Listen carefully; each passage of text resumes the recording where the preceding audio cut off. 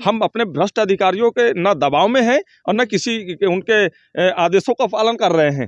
800 करोड़ रुपए घोटाला हुआ है। हम सेना के नाम पर सेवा करने के लिए तैयार हैं। जब तक हम लोगों की मांगें नहीं पूरी होंगी तब तक हम लोग ये धरना चलाते ही रहेंगे। नमस्कार, मैं अनन्या मिश्रा और आप देख रहे हैं माय भारत न्यूज़। इस वक्त मैं लखनऊ के अंबेडकर पार्क में मौजूद हूँ और ये अंबेडकर पार्क सन 2008 में सभी के लिए इसका दरवाज़ा ओपन किया गया था 14 अप्रैल को, और ये सोचा गया तो उस वक्त मायावती जी ने इसको बहुत ही खूबसूरती से बनाया था। और यहाँ पर कार्य करने वाले जितने भी कर्मचारी हैं इस वक्त हड़ताल पे हैं, या यूँ कहा जाए धरना प्रदर्शन लगातार वो लोग कई दिनों से दे रहे हैं। 6 दिन से इस खूबसूरती की जगह जो है अंबेडकर पार्क अपनी खूबसूरती से जाना जाता है। ये भी कहा जाता है कि जो गोमती नगर एक ज़माने में यहाँ पे जिस तरह से झील हुआ करता था, इसको कोई नहीं जानता था, जब अंबेडकर पार्क बना तो इसकी खूबसूरती में 4 चांद लगी। आज उस खूबसूरती में 4 चांद की जगह दाग लग गई है, क्योंकि यहाँ पर सफाई नहीं हो रही है और अन्य जितने भी कार्य हैं वो नहीं हो रहे हैं। सभी कार्यकर्ता धरना प्रदर्शन पर है। हमारे पीछे आप देख सकते हैं तमाम भीड़ लगी हुई है और ये लोग अपनी समस्याओं को बताएंगे कि आखिर वो वजह क्या है जिसके वजह से ये लोग सफाई नहीं कर रहे हैं या फिर अपना कार्य नहीं कर रहे हैं। सबसे पहले हम आपसे जानेंगे, नाम क्या होगा? मेरा नाम कौशल किशोर आदित्य है। समस्या क्या है पूरी? देखिए, हम लोगों की नियुक्ति वर्ष 2011 में हुई है, बहन जी के शासनकाल में। हम लोग निरंतर 12-13 सालों से पत्थरों को चमकाने का प्रयास किया है, इनकी धूल हटाने का प्रयास किया है, लेकिन हम लोगों के जो लंबित प्रकरण हैं 1300 एवं 1400 ग्रेड पे हम लोगों की नियुक्ति हुई है। वर्तमान में कहीं भी 1300 एवं 1400 ग्रेड पे कर्मचारियों की वेतन नहीं निर्गत हो रहे हैं, लेकिन हम लोगों को जो है हम लोगों की पुनरीक्षित वेतन मांग है कि जिसमें ग्रेड पे 1800, 5200, 20,200 का स्केल लागू किया जाए। दूसरा है कि सवेतन चिकित्सा अवकाश, क्योंकि ईएल या सीएल जैसे अभाव पर हमारे कर्मचारी जो है अपनी गंभीर बीमारियों के ग्रसित होकर के इलाज नहीं करा पाते, तो उस स्थिति में विभाग द्वारा वेतन भी बाधित हो जाता है और बीमारियों से ग्रसित होने के कारण से आर्थिक और शारीरिक दोनों रूप से टूट जाता है। तो हम चाहते हैं कि पुनः सेवा में आकर के विभाग को सेवा प्रदान कर सके, इसलिए सवेतन चिकित्सा अवकाश भी दिया जाए हम लोगों को।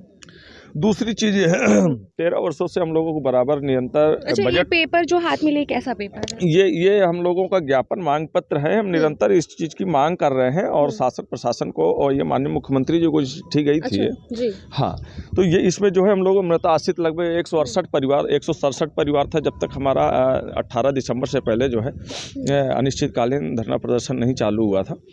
तो तब तक 167 परिवार था आश्रित परिवार। उनके सेवा के लिए भी हम लोग मांग कर रहे हैं कि उनके परिवार को जीवन यापन और बच्चों का भरण पोषण और शिक्षा व्यवस्था जिस प्रकार से बाधित हो रही है, तो उनको भी सेवा में लिया जाए और उनके परिवार को आश्रित के तौर पे नौकरी पे रखा जाए।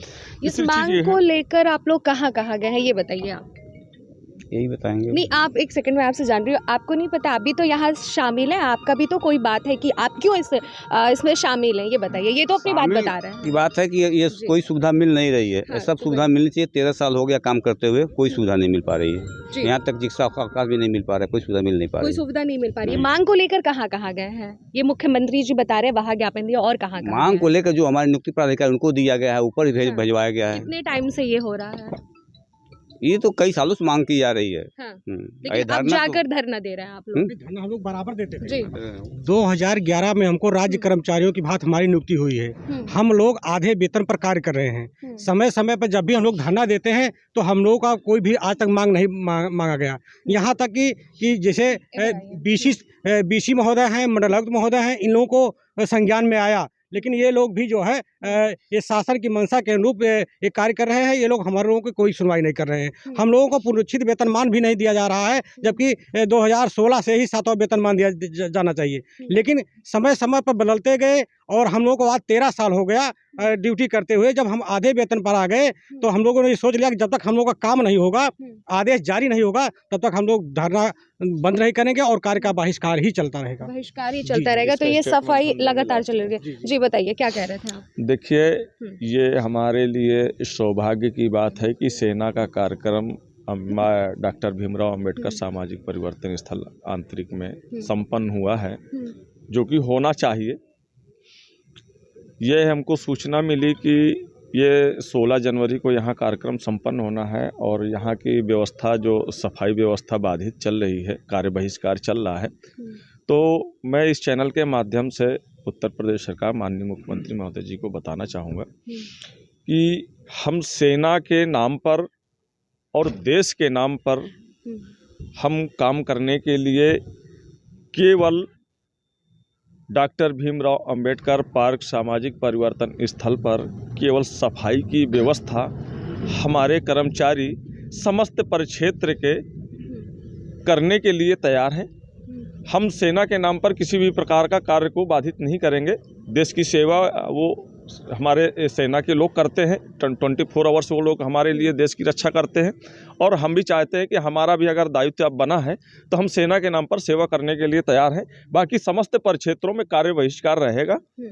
और यहाँ जिस प्रकार से नियुक्ति प्राधिकारी महोदय जी के द्वारा जो बताया जा रहा है कि बाहर से कर्मचारियों को ला करके यहाँ पे काम कराया जाए, सफाई कराया जाए, तो ये हम हरगिज नहीं होने देंगे। अगर हमारे ही कर्मचारी अगर काम करते रहे हैं तो हमारे ही कर्मचारी करेंगे, बाहर वालों को यहाँ घुसने नहीं देंगे। बताया जा रहा है कि आप लोग के अलावा बाहरी को बुला लिया जाए, बाहर को रात में बुला करके काम कराने का जो प्रयास किया जा रहा है, ये हम बाहर के लोगों को हरगिज बर्दाश्त नहीं करेंगे, क्योंकि ये हमारा घर है। हम अपने घर में किसी बाहर के लोग को घुसने नहीं देंगे। हमारे कर्मचारियों को जो मूलभूत समस्याएं हैं उनको निस्तारण करें। हम सेना के कार्यक्रम को बाधित नहीं करेंगे, हम उनका सहयोग प्रदान करेंगे। सेना के नाम पर हम अपने भ्रष्ट अधिकारियों के न दबाव में हैं और न किसी उनके आदेशों का पालन कर रहे हैं। हमने आदेशों का पालन बहुत किया है, लेकिन अब जो हमारे मांग पत्र हैं, मांग पत्र में जो हमारी मूलभूत समस्याएं हैं, लंबित प्रकरण हैं, उनके शासनादेश निर्गत कराएं। हम सेना का कार्यक्रम सफल बनाएंगे, हम इससे पीछे नहीं हटेंगे। हम सेना के अफसर से वार्ता भी करना चाहेंगे कि हमारे स्मारक समिति के कर्मचारियों का जो वेतन भी रोका गया है, अभी तक वेतन भी नहीं जारी हुआ है, तो मैं चाहूँगा कि उनसे कि 4-5 गाड़ियाँ हमारे धरना स्थल तक पहुँचा करके और एक वहाँ से कर्मचारियों को मैं भेजूंगा 2 घंटे 3 घंटे के लिए यहाँ पर कार्यक्रम में जो है जो भी व्यवस्था है साफ सफाई की, वो सफाई व्यवस्था कराने के बाद हमारे कर्मचारियों को धरना स्थल पर पहुँचा दे। हम उनका कार्यक्रम सफल बनाना मतलब उनके कार्यक्रम के बाद फिर धरना प्रदर्शन आपका जारी हो जाएगा? हमारा धरना प्रदर्शन चालू रहेगा, धरना स्थल पर चालू रहेगा। अगर उनको यहाँ 200-400 कर्मचारी चाहिए, हम 200-400 कर्मचारी उनकी गाड़ियों में भिजवा करके यहाँ की सफाई व्यवस्था सुचारू रूप से करवाने के बाद हमारे कर्मचारियों को फिर धरना स्थल पर पहुंचा दिया जाए, क्योंकि उनका वेतन निर्गत नहीं हुआ, उतने सक्षम नहीं है कि 100 रुपया जाने में और 100 रुपया आने में 200 रुपया खर्चा कर पाए। हम सेना के नाम पर सेवा करने के लिए तैयार हैं, हमें कोई आपत्ति नहीं है। आप क्या करती हैं यहाँ पे? हम यहाँ सफाई कर्मचारी हैं। सफाई में मतलब क्या झाड़ू लगाती हैं? नहीं, टॉयलेट धोते हैं जी। हाँ। आपका भी वेतन रुका हुआ है? नहीं, अभी तो नहीं रुका था, लेकिन अब सुन रहे हैं कि रुक जाएगा वेतन हमारे लोग का। तो हम लोग यहाँ कर्मचारी हैं, सब लोग काम करने के लिए तैयार हैं, लेकिन अब जो आदित्य भैया कहेंगे वही हम लोग करेंगे, क्योंकि आगे वही आए हैं। उनके ऊपर अगर जर्ब जा रही है तो हम लोग भी सहने के लिए तैयार हैं। आपका वेतन कितने महीने से, इस महीने का रुका हुआ है वेतन? हाँ, अभी नहीं आया है। अच्छा, हाँ, अभी नहीं। इधर आइए, और भी लोग हैं, इनसे भी जानेंगे। आप लोग की क्या समस्या? आप लोग को भी वेतन लेकर ही समस्या है? हाँ, वेतन लेकर ही समस्या है। कितने टाइम से आपकी वेतन नहीं आई है? वेतन तो अभी आया ही नहीं है, इस महीने का नहीं आया नहीं है। है। आप भी जो मांग, ये लोग मांग रहे वेतन बढ़ाने को लेकर, कर्मचारी का तबीयत खराब हो जाता है, उसकी सैलरी काट ली जाती है, ये सारी चीजें आप लोग के साथ भी होती है? हाँ, और वो तो सब कर्मचारियों को होता है, तो हमारा भी होता है जी। और 800 करोड़ रुपए घोटाला हुआ है, सीपीएफ का अकाउंट भी नहीं खुल रहा है। हाँ, अकाउंट भी घोटाला हुआ है।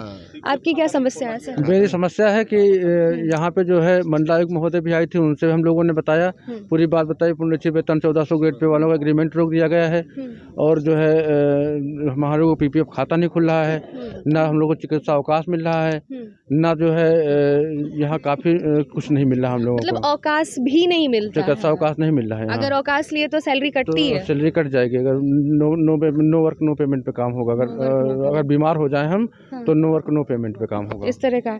आपकी क्या समस्या है? सर यही समस्या मैडम, ये मेरी भी है कि हम लोगों को ना तो सैलरी टाइम से मिलती है, ना तो वेतन को, तो सब कुछ रोक दिया जाता है। धरने पे बैठे नो वर्क नो पेमेंट के लिए मशीनें भी चोरी हटाने के काम कर रहे हैं ये लोग, रातों रात मशीनें भी हटाई जा रही है। अच्छा, ये बताइए, आप लोग जिस तरह से जो धरना प्रदर्शन दे रहे हैं, अगर आप लोग की मांग एक पल के लिए मान लीजिए काफ़ी लंबे टाइम तक चली जाए, ऐसा हो ना, आप लोग की अगर मांग सही है तो वो पूरी हो, लेकिन मान लीजिए अगर ऐसी चीज़ हो तो कब तक लगातार आप लोग धरना देंगे? जब तक हम लोगों की मांगे नहीं पूरे होंगी हैं तब तक ये धरना चलता ही रहेगा हमेशा।